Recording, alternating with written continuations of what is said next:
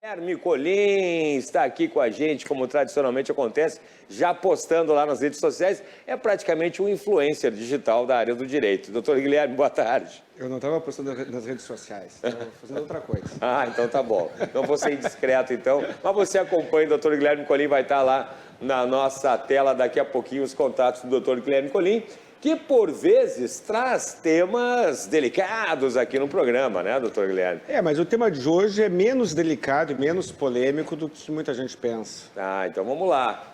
Fidelidade não é requisito para a união estável. Vamos ver, é isso mesmo, doutor Guilherme? Recentemente, o STJ proferiu uma decisão contrariando aí a jurisprudência majoritária, até então, né, reconhecendo a união estável em uma relação de infidelidade. A decisão judicial tem algumas peculiaridades e pode abrir precedente para outras do gênero. Bom, doutor Guilherme, em entrevista anterior o senhor havia falado da decisão do STF em sentido diametralmente oposto a esta, né? Mais ou menos, Cláudio. Mais ou menos. O senhor poderia falar, explicar para a gente melhor, por favor? Porque, assim, esse introito que tu fizeste é o que a maioria dos advogados, é o que a maioria dos operadores, num primeiro momento, estão interpretando. Muitas pessoas estão interpretando desta maneira, né? Sim. De que o STJ contrariou a orientação do STF e, de fato, o STF sinalizou no passado, né, uma decisão dizendo que não é reconhecida a união estável quando um membro daquela relação que se pretende reconhecer, tiver algum impedimento matrimonial. Está lá no artigo do Código Civil 1521, se eu não estou enganado. Os requisitos do casamento. Então, o STF disse, para que a tua relação seja união estável, ainda que não haja casamento, os requisitos do casamento devem estar presentes. Com exceção com uma flexibilização para a separação de fato, que aí, então, nesse caso, seria aceitável aos olhos do STF. Pode falar. Não, eu ia perguntar, porque agora o STJ, que é uma corte inferior, né, ao STF, né, decidiu em sentido oposto? Mais ou menos, pelo seguinte, foi uma decisão recente em que o STJ reconheceu a união estável com algumas circunstâncias um pouco inusitadas. O casal, a mulher entrou com a ação pedindo o reconhecimento da união estável após 20 anos de convivência, e o companheiro, o homem que foi reconhecido como companheiro, teve 23 filhos com 7 mulheres diferentes ao longo desses 20 anos. Não. Sério isso? Sim, ele teve 23. Ele teve 23 filhos com 7 mulheres e a esposa sabia, a companheira, e todas sabiam uma da outra. Todas elas tinham conhecimento, né? Tá todo mundo apavorado aqui no estúdio. Então, diante disso, o que aconteceu? Ele não tinha uniões estáveis paralelas. Ele tinha uma união estável com uma mulher, em que ele mantinha todos os requisitos de publicidade, de ânimos de família, ele tratava ela como companheira e assim vai. E ela conseguiu demonstrar tudo isso. Em defesa, ele alegou que não, mas para um pouquinho, eu tenho aqui, né, uma relação poligâmica quase, né? Ok. Em relação a ela, foi reconhecida a união estável. Talvez em relação a uma outra dessas mulheres, digamos, né, o cara tinha 7, né, talvez aí se aplicasse a restrição, né, o STJ não enfrentou essa questão, Cláudio, então é um pouco diferente. A pessoa tinha uma união estável e tinha 6 outras relações que não eram uniões estáveis. E a mulher sabia, era uma relação aberta. E eu, pessoalmente, não tenho nenhuma crítica às relações abertas. Não tem nada. Nós temos Jean-Paul Sartre e Simone de Beauvoir, né? Tinham relações abertas.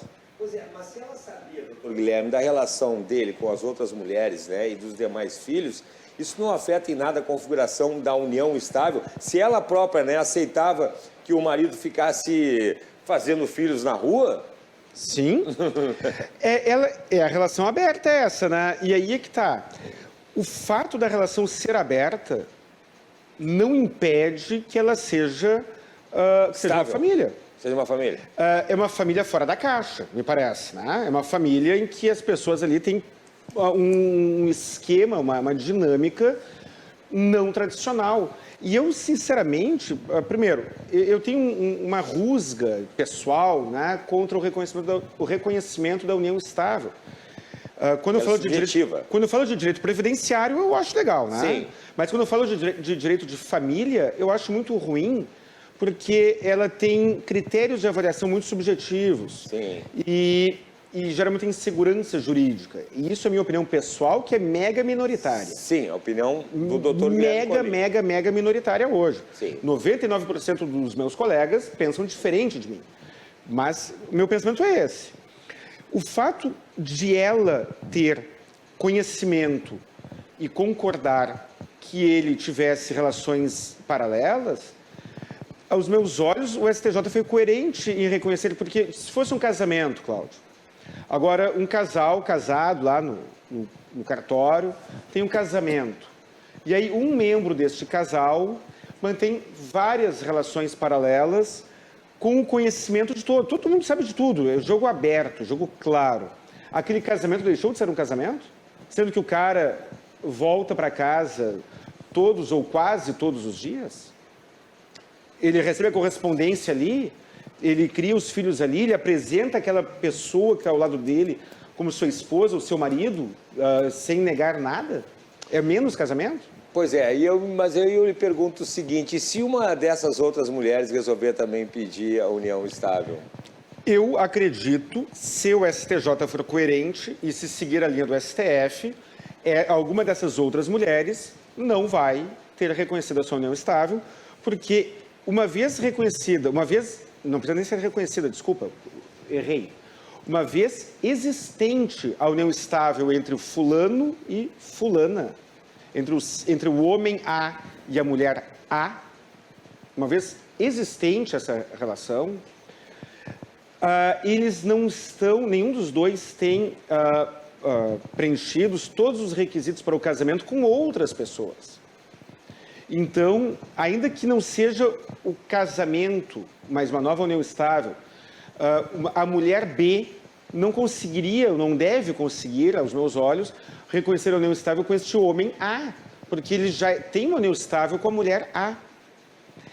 Código Civil para colegas advogados, artigo 1521, e o outro é 1700 eu não me lembro, 1720 e poucos ali, que fala sobre os requisitos da união estável. Eu acho que eu devo... Não sei se tu não separou ali. Sim, porque numa outra entrevista, né, o senhor falou sobre a união estável que ela não pressupõe a moradia no mesmo imóvel. Não pressupõe.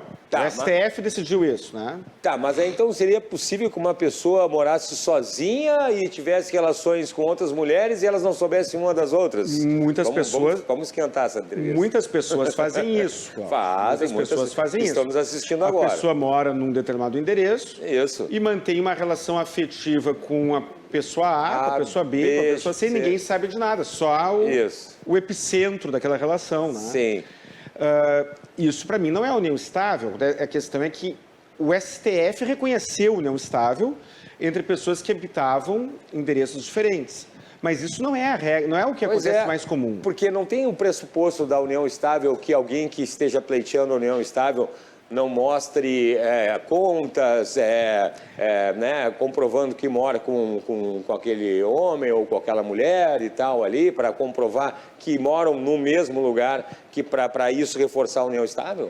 Isso é o mais comum. O mais comum para o reconhecimento da união estável inclui a comprovação da moradia no mesmo endereço. O STF decidiu que isso não é um requisito essencial, mas eu imagino, eu espero, que não seja banalizado a tal ponto de qualquer namorinho, qualquer início de namoro, qualquer ficação qualificada aí se transforme em união estável, né? Mas realmente a gente vive um cenário de grande insegurança jurídica.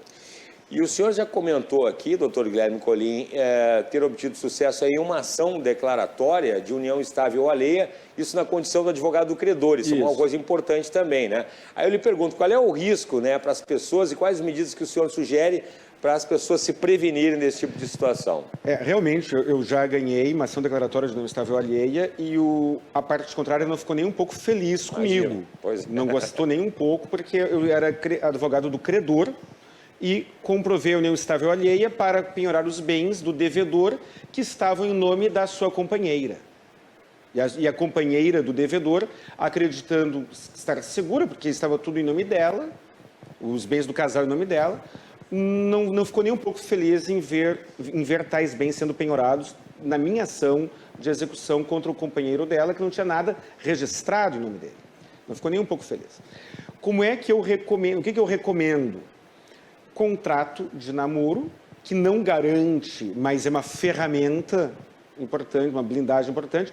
O contrato de namoro é uma ferramenta de defesa relevante contra credores, contra herdeiros. Imagina só, Cláudio, agora, a gente fugiu um pouco do assunto, mas é importante, vamos reforçar. Imagina só, agora você está em casa e tem uma namorada ou um namorado, aí a sua namorada ou seu namorado morre. Aí a mãe, ou o pai, ou o filho do seu namorado vem pleitear parte dele da herança, alegando que aquilo que você comprou com o seu dinheiro, na realidade pertencia ao casal, porque, segundo o herdeiro dele, seria uma união estável e não um namoro. Deve ser chato, deve ser irritante isso, né? O contrato de namoro é uma ferramenta que não é 100% eficaz, mas ajuda. Como é que é feito o contrato de namoro? O contrato de namoro pode ser feito por via particular, ou seja, pode ser feito em casa, no cartório. Mas eu recomendo que seja feito por instrumento público, para dar um pouco mais de credibilidade. Faz o documento e reconhece no cartório. Pode fazer o documento em casa, reconhecer no cartório e fazer todo ele por escritura pública, e é barato. Pois é. E é barato. E no contrato de namoro, eu recomendo que você descreva tudo o que você faz com a sua namorada ou namorado. Olha só, a gente viaja, colocando no contrato, né? Viajamos juntos, passamos Natal um na casa do outro. O pessoal está falando um ponto, que perigo. Fazemos, a gente, um dorme na casa do outro. Quando o fulano de tal precisar de uma cirurgia, precisar de um acompanhante, eu irei junto, ou ele ou ela irá junto. Escrever tudo o que acontece e dizer, isso é um namoro.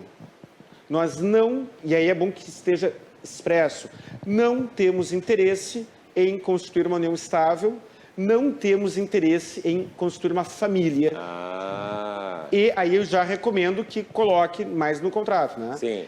Caso esta relação evolua para uma união estável, o regime de bens será tal. E aí você escolhe qual é o regime de bens, que eu sou militante defensor da separação total de bens também. Muito bem. Não, é importante. O pessoal está brincando aqui, como o tema gera polêmica e como as pessoas muitas vezes acham que conhecem o tema, né? E gera muitas dúvidas e depois a dor de cabeça vem, né? Cláudio, o nosso judiciário, o nosso Estado transformou a vida num campo minado. Nós não temos segurança jurídica para nada.